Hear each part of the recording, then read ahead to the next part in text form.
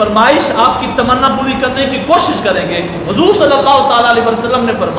فرمایا میری یہ تمنا ہے، میری یہ طلب ہے، میری یہ فرمائش ہے، میری امت کا چاہے مرد ہو، میری امت کی چاہے عورت ہو، ہر اسلامی مرد کو، ہر اسلامی عورت کو سورہ ملک زبانی یاد ہو جائے۔ یہ سرکار کی تمنا ہے،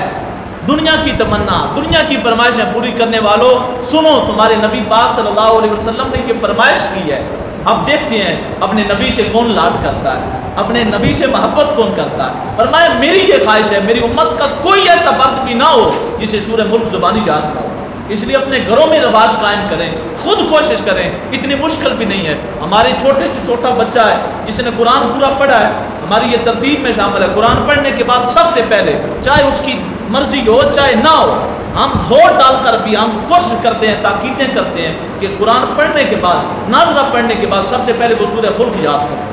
تو اس لیے ہر بندہ اپنے گھر میں بھی اس بات کو، پیغام کو پہنچائے کہ اے میری بیٹی، اے میرے بیٹا، اے میرے پوتے، اے میری پوتی، سن، ہمارے پاک نبی صلی اللہ علیہ وسلم نے ہم سے ایک فرمائش کی ہے، ہم سے ایک تمنا کی ہے کہ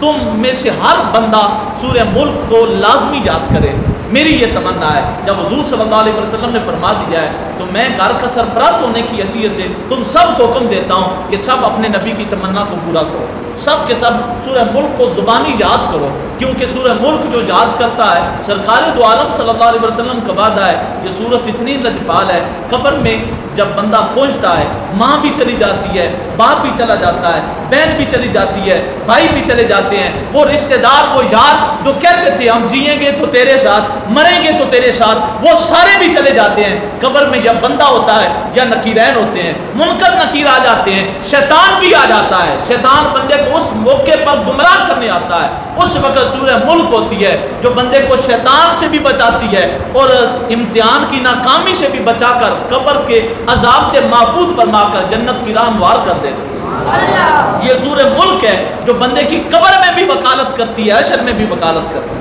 تو کیوں نہ ہم ایسی محسنہ کے ساتھ اپنا تعلق قائم کریں، سورہ ملک کو زبانی یاد کریں، ان سے محبت کریں اور اس سورت کے ساتھ اپنا تعلق جوڑ لیں۔ اللہ ہماری یہ زندگی بھی بہتر فرمائے گا، آخری جان بھی بہتر فرمائے گا۔